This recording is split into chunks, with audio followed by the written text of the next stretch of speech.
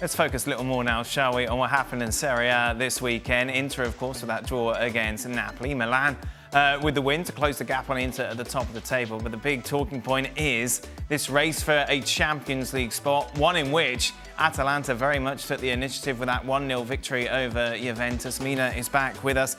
Mina, let's talk about Juve overall. It's a discussion I've had a lot over the last few months with Gab and Pirlo and a season of transition. Just from a fan's perspective, what are the majority saying? Well, when it comes to Juventus, the only thing they really do care about are results. Now, I think for a while, it happened to be that they were reaching these Champions League finals, they were winning the domestic double, and they took it all for granted. And all of a sudden, it wasn't enough that they were winning trophies. They needed to win in a stylish way. And they agreed with Pavel Nedved and Fabio Paratici about the need to expand, to try to play a more European style of football that Arrigo Sacchi would be very pleased with, something that was a little bit more beautiful. And that would also bring out the results. What I think changed is that by choosing that, and they forgot who they actually are. Juventus are a club that care about hard work. They've never been a team that has been glamorous or played beautiful football in the same way that perhaps Milan is famous for. So by deviating and by trying to embrace the future, what ended up happening is that they just sort of put all their money in Ronaldo, ended up depending on him, now have a team that isn't balanced and can't win anymore. Of course, they've got a man who's never coached before in his life, very much fans questioning whether or not he should be the man who should take them forward. If indeed Pirlo does go, what's plan B?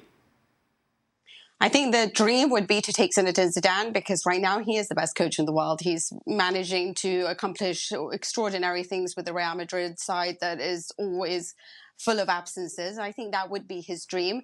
There is a side, or there are people who say, if you do want to continue with this plan of trying to build from scratch, trying to create a side that plays better football, that is growing internally, then stick with Pirlo. Let's see this project out and see what happens. But if Ronaldo is staying, then it also makes no sense. Others believe perhaps it's time to go back to Massimiliano Allegri.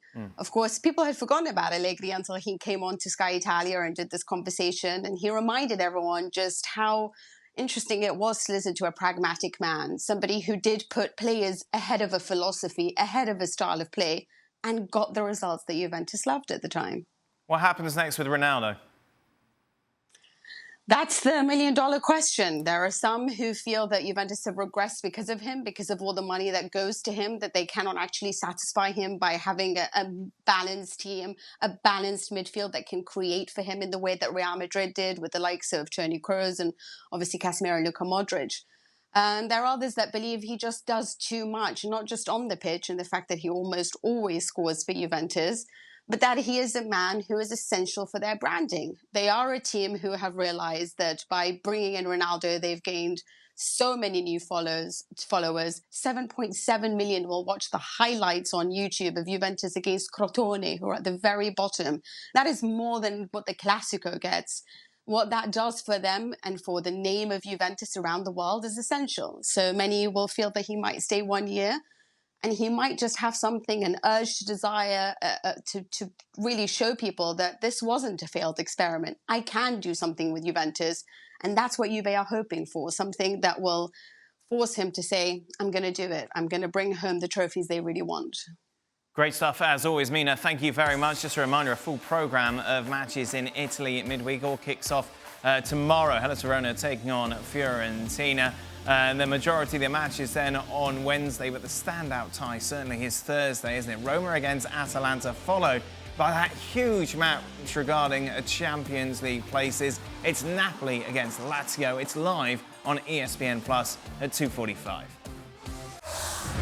Well, thank you very much for watching ESPN on YouTube. For more sports highlights and analysis, be sure to download the ESPN app. And for live streaming, premium content, and let's not forget as well, ESPN FC 7 days a week. Subscribe to ESPN Plus.